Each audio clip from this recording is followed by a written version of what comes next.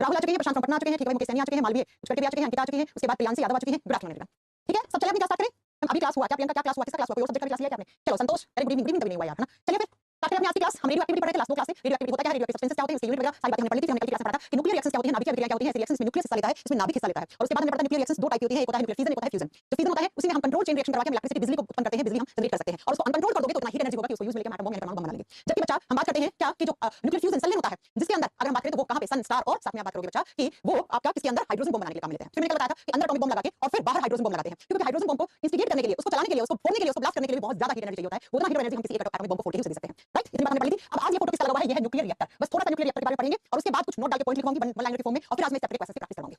ठीक है, 10 से 15 या 20 क्वेश्चन होंगे, फटाफट करेंगे, क्योंकि आपने अगर तीनों क्लास करी होंगी तो एक भी क्वेश्चन क्लास से बाहर नहीं जाएगा। ठीक है, ये प्रीवियस ईयर के रेलवे एग्जामिनेशन के क्वेश्चन है जो रेडियो एक्टिविटी चैप्टर से आज तक पूछे गए हैं। आज आपका कॉन्फिडेंस बहुत बिल्डअप होने वाला है कि आप सही क्लास में हो, सही सब्जेक्ट पढ़ रहे हो, सही अच्छे तरीके से पढ़ रहे हो। चलिए आइए स्टार्ट करते हैं अपना न्यूक्लियर रिएक्टर। ये जो सामने फोटो देख रहे हो ना आप, इसी को हम न्यूक्लियर रिएक्टर कहते हैं, नाभिकीय संयंत्र कहते हैं। न्यूक्लियर रिएक्टर, जिसको हम क्या बोलेंगे हिंदी में, नाभिकीय संयंत्र। ये जो एक रिएक्टर है ना, जहां पर हम न्यूक्लियर रिएक्शन करवाते हैं, इसी को हम न्यूक्लियर रिएक्टर कहते हैं। ठीक है बच्चा, ये फोटो दिख रही है, इसको हम न्यूक्लियर रिएक्टर कहते हैं। सबसे पहला और बेसिक क्वेश्चन आता है, न्यूक्लियर रिएक्टर किस प्रिंसिपल पे काम करता है? इसका प्रिंसिपल क्या है, किस सिद्धांत पे काम करता है? तो कल मैंने आपको बहुत अच्छे से पढ़ाया था कि न्यूक्लियर रिएक्टर एग्जांपल किसमें लिखवाया था, न्यूक्लियर फिजन में, फ्यूजन में लिखवाया था। तो बच्चा याद रखिएगा, न्यूक्लियर फिजन पे आधारित होता है। और न्यूक्लियर फिजन में कैसे करवाओगे? Controlled nuclear reaction, nuclear fission करवाओगे आप। ठीक है, लिख दीजिए इसका प्रिंसिपल, ये न्यूक्लियर रिएक्टर का सिद्धांत क्या है, किस प्रिंसिपल पे काम करता है? तो नियंत्रित नाभिकीय विखंडन। इसमें कौन सी प्रोसेस हो रही होगी? फिजन का, फ्यूजन मत कर देना, फिजन का प्रोसेस। नियंत्रित नाभिकीय नाभिकीय नाभिकीय विखंडन प्रिंसिपल पे आधारित है। ठीक है बच्चा, पहला क्वेश्चन तो यही हो गया। कल हमने वैसे न्यूक्लियर फिजन के एग्जांपल में लिखा था इसको। दूसरा, हम यहाँ पर एज ए फ्यूल क्या काम में लेते हैं? इस न्यूक्लियर रिएक्टर में फ्यूल किसको काम में लोगे? ईंधन। तो ईंधन यहाँ पर आपका पेट्रोल डीजल तो होगा नहीं, यहाँ पे कोई रेडियो एक्टिव सब्सटेंस होगा, तो आप यूरेनियम 235 लो। यूरेनियम 235 नहीं है तो मैंने पढ़ाया था प्लूटोनियम 239 ले लो। तो दोनों एग्जाम में क्वेश्चन आते हैं, या तो पूछेगा न्यूक्लियर रिएक्टर किस प्रिंसिपल पे काम करता है, किस सिद्धांत पे काम करता है, और दूसरा उसमें फ्यूल क्या काम में लेते हैं, उसमें ईंधन क्या काम में लेते हैं। तो ईंधन वहाँ पे यूरेनियम 235 या प्लूटोनियम 239 काम में लेते हैं। बात समझ में आ गई? चलो नेक्स्ट, इस न्यूक्लियर रिएक्टर की डिस्कवरी किसने की थी? इसको स्टार्ट करना, ये रेलवे में 4-5 बार पूछा हुआ क्वेश्चन है। इसकी खोज किसने की? तो खोज की थी बच्चा एनरिको फर्मी ने। एनरिको फर्मी साइंटिस्ट थे जिन्होंने सबसे पहले न्यूक्लियर रिएक्टर की खोज की, यानी न्यूक्लियर रिएक्टर के प्रिंसिपल को एक्सप्लेन करके बताया। ये तीनों ही वन लाइनर के फॉर्म में क्वेश्चन पूछ लिए जाते हैं। चलो अब बात करते हैं न्यूक्लियर रिएक्टर होता क्या है। इसी फोटो को मैं आसान करके आपको बनाना सिखाती हूं कि न्यूक्लियर रिएक्टर कैसे काम कर रहा है। ठीक है, सेम इसी फोटो को बच्चा, आपने न्यूक्लियर रिएक्टर में क्या लिया? यूरेनियम 235 ले लिया। ठीक है, अगर यूरेनियम 235 नहीं है, प्लूटोनियम 239 ले लो, लेकिन लेना तो पड़ेगा, इसको ले लिया आपने। अब कल मैंने पढ़ाया था कि यूरेनियम 235 के ऊपर हम क्या करेंगे, जो न्यूक्लियर फिजन होता है उसको हम इनिशिएट किसके द्वारा करते हैं? न्यूट्रॉन के द्वारा। तो एक न्यूट्रॉन ने इस यूरेनियम 235 के न्यूक्लियस के ऊपर क्या किया? बम्बार्डमेंट करवाई आपने न्यूट्रॉन की। मैं बहुत अच्छे से पढ़ाया था न्यूक्लियर फिजन को न्यूट्रॉन स्टार्ट करता है, तो इस फिजन की प्रोसेस को स्टार्ट करवाने के लिए न्यूट्रॉन की बम्बार्डमेंट करवाई। ये न्यूट्रॉन आएगा, इस यूरेनियम 235 के न्यूक्लियस को तोड़ देगा, नाभिक को तोड़ देगा। तोड़ने से यहां से क्या होंगे बच्चा? 3 न्यूट्रॉन निकलेंगे। क्या निकलेंगे? 3 न्यूट्रॉन निकलेंगे, न्यूट्रॉन 1, न्यूट्रॉन 2, न्यूट्रॉन 3। राइट, अब ये जो न्यूट्रॉन निकल रहे हैं ना, ये बहुत हाई स्पीड वाले न्यूट्रॉन्स होते हैं बच्चा। ये हाई स्पीड के न्यूट्रॉन्स होते हैं। हाई स्पीड का मतलब है इनकी उच्च गति रहती है, ये उच्च गति वाले न्यूट्रॉन्स होते हैं बच्चा। अब ये इतने ज्यादा इनकी स्पीड होती है कि आप इनको रोक नहीं पाओगे, इंपॉसिबल है इनको रोकने के लिए। तो क्या करते हैं न्यूक्लियर रिएक्टर में, इन न्यूट्रॉन की स्पीड को स्लो करने के लिए यहां पे लगा देते हैं एक मॉडरेटर। ऐसे एक मॉडरेटर लगा दिया। मॉडरेटर नाम से क्लियर है, मॉडरेटर का मतलब मंदक। मंदक का मतलब क्या होता है? स्लो कर देगा। वो इन हाई स्पीड वाले न्यूट्रॉन्स की स्पीड को स्लो कर देगा। तो यहां पे लगा देते हैं मॉडरेटर, ऐसे मॉडरेटर। और मॉडरेटर को हिंदी में मंदक बोलेंगे। अब जब ये न्यूट्रॉन इस मॉडरेटर से ऐसे टकराएंगे ना बच्चा, ऐसे, तो ये मॉडरेटर क्या करेगा? इन न्यूट्रॉन की स्पीड को स्लो कर देगा। तो अब जो यहां से न्यूट्रॉन निकलेंगे ना, ये वाले जो न्यूट्रॉन होंगे, इनकी स्पीड कैसी होगी बच्चा? इनकी स्पीड स्लो होगी। तो ये स्लो स्पीड वाले न्यूट्रॉन होंगे, स्लो स्पीड वाले न्यूट्रॉन्स होंगे। इनकी गति क्या होगी? कम होगी। अब आप इन न्यूट्रॉन को एब्जॉर्ब करवा लोगे। ये न्यूट्रॉन को एब्जॉर्ब नहीं करवा सकते थे, इनका अवशोषण नहीं करवा सकते थे, इनको रोकना तो इंपॉसिबल था भैया। पहले इनकी स्पीड को स्लो करो। स्पीड को स्लो करने के लिए आपने मॉडरेटर मंदक लगा दिया। अभी क्या लगता है मॉडरेटर सब कुछ पढ़ाएंगे हम। अब इनकी स्पीड क्या होगी? स्लो होगी, डिक्रीज होगी। तो अब यहाँ पे आप क्या लगा सकते हो? यहाँ पे आप कंट्रोल रोड लगा दो। यहाँ पे क्या लगेगा? कंट्रोल रोड लगेगा बच्चा। और ये कंट्रोल रोड क्या करेगा? ये कंट्रोल रोड इन न्यूट्रॉन्स को एब्जॉर्ब कर लेगा। कंट्रोल रोड को कहते हैं नियंत्रित छड़। नियंत्रित छड़ क्या करती है? तो नियंत्रित छड़ इन न्यूट्रॉन्स का अवशोषण कर लेती है। हो गया, एब्जॉर्प्शन हो गया न्यूट्रॉन्स का। अब क्या होगा बच्चा? कल पढ़ाया था कि यूरेनियम 235 पर एक न्यूट्रॉन की बम्बार्डमेंट करवाओगे तो यहाँ से क्या निकलेगी? यहाँ से एनर्जी निकलेगी। एनर्जी निकलेगी, इसी एनर्जी को काम में लेके आप क्या कर सकते हो? आप इलेक्ट्रिसिटी जनरेट कर सकते हो। इलेक्ट्रिसिटी यानी कि बिजली बना सकते हो। देखा होगा ना, डैम से पानी गिराते हैं, फिर टरबाइन हिलते हैं, बहुत तेज तेज है ना, वो टरबाइन हिलाने के लिए इतना ही एनर्जी चाहिए होता है, तभी जाकर बिजली बनता है। राइट, और चूंकि ये यूरेनियम 235 का न्यूक्लियस डिसइंटीग्रेट होगा तो यहाँ से बहुत सारा हीट तो निकलेगा ही निकलेगा, उष्मा तो निकलेगी निकलेगी यहाँ से। तो उष्मा यानी इसको ठंडा रखना पड़ेगा भाई। ठंडा रखने के लिए, हीट को कम करने के लिए हम यहाँ पे कूलेंट काम में लेते हैं। कूलेंट को बोलते हैं प्रेषितक। ठंडक देने के लिए हीट तो बहुत ज्यादा मात्रा में लगेगी, आसपास बहुत सारी चीज होगी, वो सारी गर्म हो जाएंगी, तो इसको ठंडक देने के लिए हम कूलेंट यूज करेंगे। और फिर इस पूरे कंक्रीट को एक शील्ड में पैक कर देते हैं हम, ऐसे। इसी को न्यूक्लियर रिएक्टर कहते हैं। इसी को न्यूक्लियर रिएक्टर, इसी को नाभिकीय संयंत्र कहते हैं। समझ में आ गई? कंट्रोल करवाओगे, इलेक्ट्रिसिटी बन जाएगी। अनकंट्रोल करवा लो भाई, एटम बम बन जाएगा, परमाणु बम बन जाएगा। सेम डायग्राम ये वाला था बच्चा, ये देख लो आप पूरा का पूरा। ये कंट्रोल रोड दिखा रखी है ना, ऐसे टरबाइंस घूमते हैं, यहाँ से इलेक्ट्रिसिटी जनरेट होकर ऐसे जाती है। और बच्चा ये ठंडा पानी यहाँ पे रखा है, कूलेंट। कूलेंट आपको पता है क्या काम करता है ना? और ये आपके कंट्रोल रोड लगा रखे हैं यहाँ पर, और ये आपके क्या लगा रखे हैं? मॉडरेटर लगा रखा है। अब एग्जाम में क्वेश्चंस कैसे आएंगे जरा वो सुन लीजिए। ये होता है आपका न्यूक्लियर रिएक्टर। इस तरीके से कंट्रोल चेन रिएक्शन करवा के इलेक्ट्रिसिटी बनाते हैं, और इसी शील्ड को हम क्या कहते हैं? न्यूक्लियर रिएक्टर कहते हैं बच्चा। अब एग्जाम में क्वेश्चन क्या आता है? मॉडरेटर का क्या काम होता है? कंट्रोल रोड का क्या काम होता है? कूलेंट का क्या काम होता है? मॉडरेटर के तौर पे क्या यूज नहीं करते हैं, लेते हैं यहाँ पे। कंट्रोल रोड के तौर पे क्या काम में लोगे? कूलेंट के तौर पे क्या काम में लोगे? जरा लिख लीजिए, जरा लिख लीजिए। सबसे पहले लिखो मॉडरेटर। मॉडरेटर का काम क्या होता है बच्चा? मॉडरेटर का क्या काम होगा मैम? मॉडरेटर का काम होता है मंदक। इसको हिंदी में विबंधक या मंदक बोलते हैं। न्यूट्रॉन्स की स्पीड को स्लो कर देगा। It decreases the speed of neutron, यानी न्यूट्रॉन की चाल को या गति को कम कर देता है। न्यूट्रॉन की स्पीड को कम करेगा, स्पीड कम कर देता है बच्चा, कम कर देता है। It decreases speed of neutron.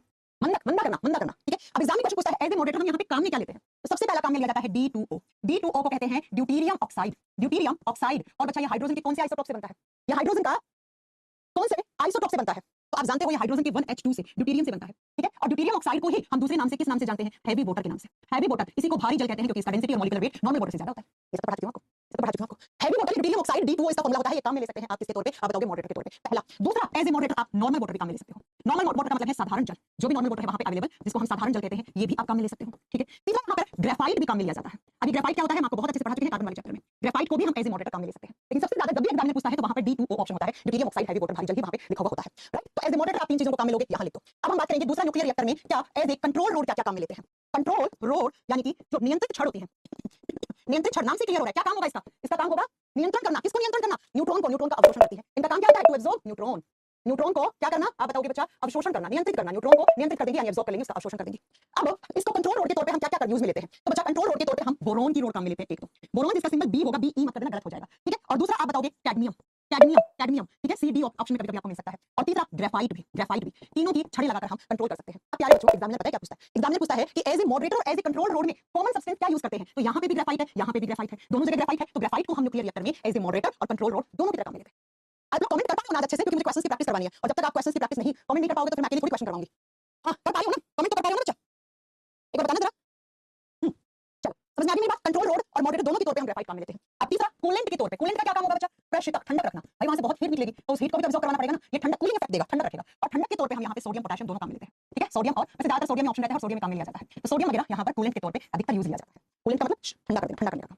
Okay बच्चों, तो एज ए मॉडरेटर क्या क्या यूज करते हैं, एज ए कंट्रोल रोड क्या क्या यूज करते हैं और कूलेंट के तौर पे हम क्या क्या यूज करते हैं, ये सारी बातें आप याद रख लीजिएगा। और मैंने बता दिया है फर्स्ट न्यूक्लियर रिएक्टर किसने बनाया था? एनरिको फर्मी ने। दिखाया ना पीछे? हां ये रहा। देखो डिस्कवरी का मतलब यहाँ पे खोज करना थोड़ी है। डिस्कवरी का मतलब है कि पहला न्यूक्लियर रिएक्टर किसने बनाया था। तो ये आप ऐसे भी लिख लेना, first nuclear reactor was prepared by Enrico Fermi. E Fermi लिखा हुआ था कभी-कभी ना। एनरिको फर्मी ने ये पहला क्या बनाया था? न्यूक्लियर रिएक्टर बनाया था। और इन्हीं न्यूक्लियर रिएक्टर से आज हम कंट्रोल चेन रिएक्शन करवा के हम क्या करते हैं? बिजली बनाते हैं ऐसे। तो ये न्यूक्लियर रिएक्टर में क्या क्या सब्सटेंसेस काम में लेते हैं, ये आपको नोट डाउन करनी है चीजें। बात समझ में आ गई होगी? चलो अब नोट डाल के 2 पॉइंट लिखो मेरे साथ। एक क्वेश्चन आता है who is the father of nuclear chemistry. Father of nuclear chemistry कौन है? बता सकते हो आप? Who is the father of nuclear chemistry? नाभिकीय रसायन विज्ञान के जनक कौन है? देखिए नाभिकीय रसायन विज्ञान के जनक यानी कि जो आप न्यूक्लियर केमिस्ट्री पढ़ रहे हो इसके पिता कौन है? पिता वही होंगे ना जिन्होंने सबसे पहले काम किया होगा और सबसे ज्यादा अच्छा काम किया होगा और सबसे ज्यादा अच्छा काम किया होगा, वही होंगे ना। एक मिनट मैसेज आ रहा है ना, समझ में आ रही मेरी बात? तो कौन है न्यूक्लियर केमिस्ट्री के फादर? तो मैंने आपको कल पढ़ाया था एक साइंटिस्ट का नाम, क्या नाम? Otto Hahn. क्या किया था बच्चा ओटो हॉर्न ने? मैं पढ़ा के गई थी। ओटो हॉर्न ने किया क्या था अब आप लोग बताओगे? ओटो हॉर्न ने क्या किया था वो आप लोग बताओगे? पहला क्वेश्चन ये। दूसरा क्वेश्चन बच्चा, एक जगह है चार्निबल करके, ठीक है, आपको याद रखना है। वहां पर न्यूक्लियर रिएक्टर लीक हो गया था एक बार, तो वहां पे एक डिजास्टर हो गया था, ठीक है। ये भी आ जाता है चेरनोबिल करके या चार्निबल कैसे भी आप प्रोनाउंस करो, BYL होगा, ठीक है। आ गया हाँ, इसको बोलते हैं चेरनोबिल डिजास्टर। यहाँ पर क्या हो गया था? चेरनोबिल एक जगह है जिसके अंदर हुआ क्या था? न्यूक्लियर रिएक्टर से लीकेज हो गई थी। क्या हो गई थी? न्यूक्लियर रिएक्टर से मतलब लीकेज हो गई थी, जिसकी वजह से वहां पर रेडिएशंस बहुत ज्यादा निकली थी और रेडिएशंस निकलने की वजह से वहां पर कोई हुई थी, घटना हुई थी, तो बहुत सारे लोग मर गए थे, बहुत सारे लोगों को स्किन कैंसर जैसे स्किन इन्फेक्शन जैसे डिजीज हो गई थी। तो क्वेश्चन आता है कि जो चेरनोबिल डिजास्टर है वो किसकी वजह से हुआ था? तो आप क्या बताओगे? वो न्यूक्लियर रिएक्टर के खराब होने पर या उसके टूटने पर या उसके लीकेज पर, कैसे याद रखना, ठीक है। ऐसा कोई ऑप्शन मिलेगा। तो नाभिकीय संयंत्र से कोई लीकेज हो गई थी जिसकी वजह से वहां पर रेडिएशंस विकिरणें आ गई थी और उन्हीं रेडिएशन से वहां पर बहुत सारे लोगों को नुकसान हुआ था, कुछ लोगों को अपनी जान भी गंवानी पड़ी थी, जिसकी वजह से क्या हो गया था बच्चा? इस डिजास्टर को हम हिस्ट्री में याद रखते हैं। ये क्वेश्चंस आपको इतने सारे नोट डाउन करने हैं और इसी के साथ आपका रेडियो एक्टिविटी वाला चैप्टर फिनिश होता है बच्चों। अब मैं लगाने जा रही हूं क्वेश्चन, ठीक है, क्योंकि हम नया चैप्टर स्टार्ट करने का कोई मतलब नहीं है। नया चैप्टर हम नेक्स्ट क्लास स्टार्ट करेंगे। अब मैं कुछ क्वेश्चन लगा रही हूं, फटाफट आंसर देना और एकदम सच बताना, ठीक है। विद्या माता की कसम, झूठ मत बताना कि कितने क्वेश्चन कर पाए हो तुम, ठीक है। कल पढ़ाया था बच्चा पहला परमाणु बम किसने बनाया था? प्रशांत आप मेरे से पूछ रहे हैं, बता रहे हैं आप। ओटो हॉर्न ने पहला परमाणु बम बनाया था, कल बताया था मैंने। चलो आओ करें फटाफट से रीजन, पता लगेगा कि कैसा पढ़ा है आपने, कैसा नहीं पढ़ा है ना। और एकदम सच बताना कि कितने क्वेश्चन ठीक हुए हैं। चैप्टर आपका फिनिश हो गया, रेडियो एक्टिविटी कुछ नहीं पढ़ना है, इससे ज्यादा ना इससे कम। अभी आप खुद साबित कर लोगे इस चीज को पढ़ के, ठीक है। और नहीं ग्रेफाइट कूलेंट इफेक्ट कैसे देगी ग्रेफाइट? हाँ चलो बात समझ में आ गई। और आज बस क्योंकि आप देखो आधा घंटा कोई आधा घंटा बचा, कोई नया चैप्टर स्टार्ट नहीं करेंगे। नया चैप्टर हम अगली क्लास में स्टार्ट करेंगे, या तो केमिकल रिएक्शन स्टार्ट करेंगे या पॉलीमर वाला चैप्टर। अब छोटे छोटे चैप्टर बचे हैं ना, ठीक है। चलो आ जाओ। वो डिस्कवर न्यूक्लियर रिएक्टर, पहला ही क्वेश्चन और अभी करवाया। किसने न्यूक्लियर रिएक्टर की खोज की? अब बता दो जल्दी से फटाक से। एनरिको फर्मी ने। एनरिको फर्मी ने मैम न्यूक्लियर रिएक्टर पहला बनाया था या उसकी खोज की थी? कैसे आप इसको कैसे याद करना चाहो, ये लिखना चाहते हो 1942 है, वैसे ये वगैरह नहीं आता एग्जाम में, ठीक है। फटाक से करेंगे, ज्यादा टाइम वेस्ट करेंगे। Which gas is absent in atmosphere? कौन सा नोबल गैस मैंने पढ़ाया था जो वातावरण में नहीं होता है और जो हेवीएस्ट होता है, सबसे भारी नोबल गैस होता है? आंसर क्या होगा बच्चा? यहाँ पर RN किसका सिंबल है? रेडोन का। फास्ट फास्ट करेंगे, ठीक है। तो दूसरा अच्छा आंसर कैसे लिखोगे? फर्स्ट का A B ऐसे टाइप करो, सेकंड का B D ऐसे, ठीक है। तो आप लोग कमेंट थोड़े से लेट आते तो मैं देख नहीं पाती हूं, जब गलत बोलेगा उसका मैं नाम लूंगी ना। आगे तीसरे क्वेश्चन पे, which type of pollution found on the bank of Odisha? मैंने पढ़ाया था ना, केरला ओडिशा के तटों पर वहां पर कैसा पॉल्यूशन होता है? रेडियो एक्टिव पॉल्यूशन होता है। क्यों? क्योंकि वहां के जो तट होते हैं उसमें रेत में मोनाजाइट पाया जाता है और मोनाजाइट क्या है? एक अयस्क है बच्चा, एक और है। किसका अयस्क है? थोरियम का। तो किसकी वजह से वहां पर रेडियो एक्टिव पॉल्यूशन हो रहा है? थोरियम की वजह से। क्या पाया जाता है? मोनाजाइट। इस टाइप का पॉल्यूशन है रेडियो एक्टिव पॉल्यूशन। क्या कर रहा है वहां के लोगों को? स्किन इंफेक्शन कर रहा है, त्वचा संक्रमित कर रहा है, स्किन डिजीज कर रहा है, स्किन छिल जा रही है, स्किन खराब हो रही है, ठीक है। चलो question number 4, which can be major source of electricity in India? India में बिजली बनाओगे, बिजली बनाने के लिए यूरेनियम 235 प्लूटोनियम 239 चाहिए, लेकिन मैंने कहा हमारे पास यूरेनियम इतना ज्यादा सफिशिएंट नहीं है कि हम बिजली बना ले। भैया हम एटॉमिक बम बनाने कोई बहुत बड़ी बात है, तो हमारे पास ज्यादा क्या है? थोरियम। इंडिया कुछ है ना, वैसे तो यूरेनियम होता है यहाँ पे वर्ल्ड में, तो लेकिन हमारे पास यूरेनियम नहीं है, तो हमारे पास जो है उससे काम चलाएंगे ना। और हमारे पास क्या है? थोरियम। तो हम थोरियम आंसर करेंगे यहाँ पे, right. Next question number 5, which show glowing appearance in lab? Lab के अंदर अंधेरे में कौन चमकता रहता है? तो दो एलिमेंट है यूरेनियम और रेडियम। मैंने पढ़ाया कि रेडियम तो आजकल कपड़ों पे, जूतों पे, घड़ी में एग्जांपल भी दिया था, मेरे पास भी घड़ी है ना। तो यूरेनियम और रेडियम जो होते हैं वो अंधेरे में प्रयोगशाला में चमकते रहते हैं, लाइट एमिट करते रहते हैं। अगला question, who which discovered by madam Curie? Madam Curie ने इनमें से किसकी खोज की? रेडियम की खोज मैडम क्यूरी ने की है, बिल्कुल। क्यूरी टेंपरेचर पढ़ाया था ना, नोट डाल के। मैंने कहा था क्यूरी टेंपरेचर क्या होता है? वो निश्चित तापमान जिसके बाद कोई भी मेटल है वो अपना मेटल बिहेवियर खो देती है, उसको क्यूरी टेंपरेचर कहते हैं। पोलोनियम, ये तीनों ही तो मैडम क्यूरी द्वारा खोजे गए हैं, तो इसका answer all of the above हो जाएगा। सारी चीजें नोट डाल के लिखवाई है। फादर ऑफ न्यूक्लियर केमिस्ट्री अभी बताया था, फादर ऑफ न्यूक्लियर केमिस्ट्री है ओटो हॉर्न। क्यों? क्योंकि इन्होंने ही पहला क्या बताया था बच्चा? पहला एटम ने पहला हाइड्रोजन बॉम्ब बनाया था, ठीक है। चलो next question, who is known for the discovery of gamma rays. Gamma rays की डिस्कवरी मैंने बताया था रदरफोर्ड जी को हम क्या, रदरफोर्ड को हम क्यों यहाँ पे इंट्रोड्यूस करते हैं, किसके लिए, किसके लिए, गामा रेज के लिए, अल्फा बीटा पार्टिकल के एमिशन के बारे में बताया था, तो यहाँ पर रदरफोर्ड आंसर होगा। बैक्टीरियल ने खोज की थी रेडियो एक्टिविटी की, मैडम क्यूरी ने नाम दिया था, राइट। चलो अगला question, What's known for the discovery of hydrogen bomb? Hydrogen bomb, पहला हाइड्रोजन बॉम्ब एडवर्ड टेलर ने बनाया था 1952, 1952 में बनाया था। ईयर नहीं आता है, ठीक है, ईयर नहीं आता है, नाम याद करोगे तो चलेगा। आइए next question, question number 10, the reaction in which electron never participate. ऐसे रिएक्शन में इलेक्ट्रॉन हिस्सा नहीं लेता। मैंने कहा था हम केमिस्ट्री में दो टाइप के केमिकल रिएक्शन पढ़ते हैं, एक रिएक्शन जिसमें इलेक्ट्रॉन हिस्सा लेता है, these are known as chemical reactions, उनको हम रासायनिक गतिविधि कहते हैं। एक ऐसी रिएक्शन जिसमें इलेक्ट्रॉन को एंटर नहीं होता, न्यूक्लियस हिस्सा लेता है, उनको न्यूक्लियर रिएक्शंस कहते हैं। तो न्यूक्लियर रिएक्शंस कहां होते हैं, रेडियो एक्टिव सब्सटेंसेस में। तो रेडियो एक्टिव रिएक्शंस होती हैं उनके अंदर इलेक्ट्रॉन का कोई काम नहीं है, हमने 3 दिन से इलेक्ट्रॉन का कोई नाम ही नहीं लिया, जबकि रेडॉक्स, ऑक्सीडेशन, रिडक्शन, ये तीनों ही केमिकल रिएक्शन होती हैं, और इन तीनों में ही कौन हिस्सा लेते हैं, इलेक्ट्रॉन हिस्सा लेते हैं। ये पढ़ाएंगे आपको रेडॉक्स, ऑक्सीडेशन, रिडक्शन, ठीक है। चलो अगले क्वेश्चन पे कर पा रहे हो एकदम बढ़िया। चलो, which of the following will used to absorb neutron in nuclear reactor.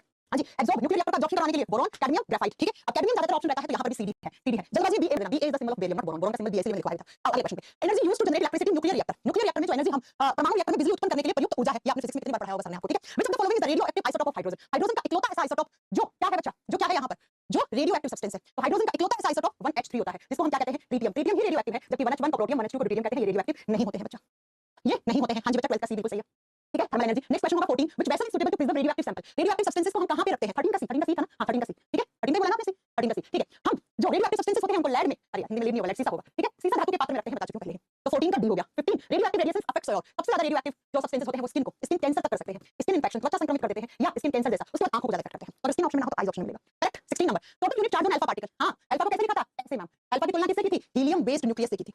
अब हीलियम को कैसे लिखेंगे, 2He4 से लिखेंगे, 2He4 से लिखोगे तो बता दो अब क्या होगा, पॉजिटिव है कि नेगेटिव है भैया, साफ दिख रहा है, अगर नेगेटिव होता तो नेगेटिव चार्ज रहता ना। चलो नेक्स्ट क्वेश्चन, हां तो एटॉमिक नंबर 2 है, एटॉमिक मास इसका 4 है। Next, which of the following have highest penetrating power. सबसे ज्यादा पेनिट्रेशन पावर किसकी होगी, जो हाई एनर्जी वाली रेडिएशंस होंगी, और हाई एनर्जी वाली रेडिएशंस तो गामा होती है, गामा की ज्यादा होती है, फिर बीटा की होती है, फिर अल्फा की होती है। जबकि आयोनाइजेशन पावर सबसे ज्यादा इसकी होती है, फिर इसकी होती है, फिर इसकी होती है, ठीक है। 17 हो गया, बस 17 ही क्वेश्चंस थे। ये कुछ क्वेश्चंस पढ़े थे मेरे पास, जो पिछला रेलवे का नोटिफिकेशन निकला था ना, उस पेपर में करवाए थे हमने, तो मैंने सोचा आज आपसे करवा दूं, ठीक है। तो आपकी प्रैक्टिस हो जाएगी। कैसा लगा आपको अब ये चैप्टर, कर दोगे इससे बनने वाले क्वेश्चंस, कोई प्रॉब्लम तो नहीं आएगी ना, इतने थे स्लाइड में ना, 3 साल पुराने क्वेश्चंस थे जो टाइप करवाए थे। चलो ठीक है, तो इसी के साथ आपका ये चैप्टर फिनिश होता है। अब हम नेक्स्ट क्लास से ही नया चैप्टर स्टार्ट करेंगे। कौन सा, तो या तो पॉलीमर चैप्टर स्टार्ट करेंगे हम, या हम चैप्टर स्टार्ट करेंगे प्यारे प्यारे बच्चों केमिकल रिएक्शन, ठीक है। अब बताओ कितने सही हुए, रोहित के 15 सही हुए, प्रशांत के 13, प्रशांत 13 कैसे हुए यार, इतना अच्छे से पढ़ा कर भी आप 13 कर रहे हो। ओ प्रियंका के तो 8 ही हुए सही। प्रियंका यार तुम क्या क्लास नहीं करती हो क्या, हां प्रियंका 8 ही क्वेश्चन ठीक कर पाए 17 में से, आप तो बच्चा 50% स्कोर कर पा रहे हो, कैसे काम चलेगा। प्लीज रिप्लाई रोहित कुमार कुशवाहा, क्या कह रहे हैं आप, किस चीज का रिप्लाई करें बताओ आप। हां बायोलॉजी की क्लास होगी बेटा, बिल्कुल होगी। आज हम कोलेस्ट्रॉल पढ़ेंगे, कोलेस्ट्रॉल खत्म कर देंगे। अब मेरा 12 ठीक है, 10 से ऊपर तो ठीक है, लेकिन 10 से नीचे तो मामला गड़बड़ है ना, इतना कोई टफ चैप्टर भी नहीं था। तो नेक्स्ट क्लास में हम क्या पढ़ेंगे, या तो हम न्यूक्लियर रिएक्शंस पढ़ेंगे, हम पॉलीमर पढ़ेंगे। वैसे पॉलीमर पढ़ लेते हैं, एक क्लास में खत्म हो जाएगा, एक क्लास में ही खत्म हो जाएगा। चलो और कुछ कोई डाउट है, आज टाइम है ना अच्छे से। चलो कुछ कोई डाउट, कोई किसी टाइप का क्वेश्चन, आप लोग जब से शिकायत रहती है मैम तो सिर्फ पढ़ाती चली जाती है। अब क्या करें, हमसे बातें सैरो शायरी ये सब होती नहीं है ना, हम सिर्फ पढ़ाते हैं और पढ़ा के हम चले जाते हैं। हां चलो बताओ, 16 क्वेश्चन राइट हुए, बहुत बढ़िया। ठीक है मैम, 3 साल पुराने क्वेश्चन करवा लिए, क्वेश्चन थोड़ी चेंज हो जाते हैं, हर साल नए क्वेश्चन आते हैं क्या, रेडियो एक्टिविटी में कुछ नया ऐड होता है क्या उल्लू, इसलिए तो तुम लोग परेशान है। तो मैथ्स नहीं है, ये मैथ्स नहीं है, साइंस है, जो होगा वो होगा। काम यहाँ है तो 3 साल पहले भी यही था, 3 साल पहले भी इस काम का जो काम था वो आज भी यही है, और अगले 50 साल तक भी वही रहेगा। ऐसे कैसे काम चलेगा, ऐसे कैसे कैसे काम चलेगा बेटा। हाँ